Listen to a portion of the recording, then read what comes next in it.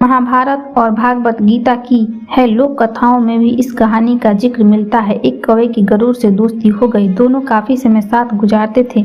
उनमें मित्रता इतनी गहरी हो गई कि आपस में कोई बात नहीं छिपाते थे। एक दिन दोनों एक नदी के किनारे पेड़ पर बैठे बातें कर रहे थे। तभी एक यमदूत उधर से गुजरा। वह कौवे को देखकर मुस्कुराया। गरुड़ और कौवे ने उस यमदूत को देखकर अनदेखा किया और अपनी बातों में लग गए। अगले दिन फिर वही हुआ। दोनों बातें कर रहे थे। तभी वही यमदूत फिर उधर से गुजरा। वह फिर कौवे को देखकर मुस्कुराया। इस बार कौवे को कुछ शंका हुई।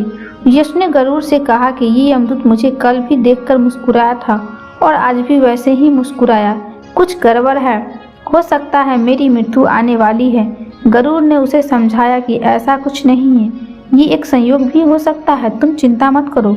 2-3 दिन और ऐसे ही निकल गए। रोज यमदूत कौवे को देखकर मुस्कुराता था। अब तो कौवे को यकीन हो गया कि निश्चित ही मेरी मौत नजदीक है। उसने गरुड़ से कहा कि मित्र, मैं मरना नहीं चाहता, लेकिन ये यमदूत मुझे जरूर 1-2 दिन में मेरे प्राण निकाल कर ले जाएगा। ये रोज ही मुझे देखकर मुस्कुराता है। गरुड़ को भी ऐसा लगा कि हो सकता है कौवे का शक सही हो। उसने कौवे को धर बंधाया। गरुड़ ने कौवे से कहा कि तुम चिंता मत करो मित्र, मैं तुम्हें यहाँ से इतनी दूर ले जाऊंगा कि यमदूत तुझे दिखाई ही ना दे। गरुड़ ने कौवे को अपनी पीठ पर बैठाया और उस जंगल से हजारों किलोमीटर दूर कैलाश पर्वत पर ले गया।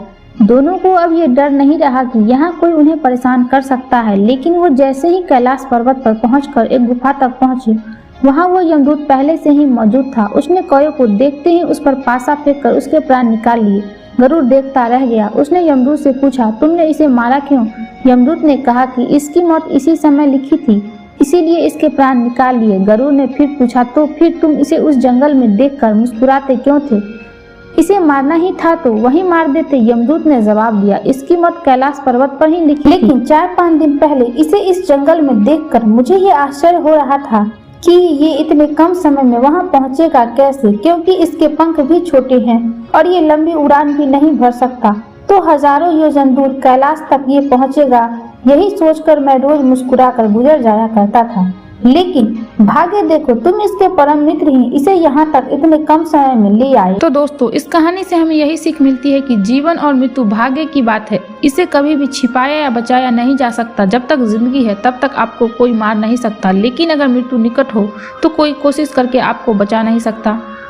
दोस्तों, ये छोटी सी कहानी अगर आपको पसंद आई हो तो इसे लाइक करना, सब्सक्राइब करना और दोस्तों में शेयर करना।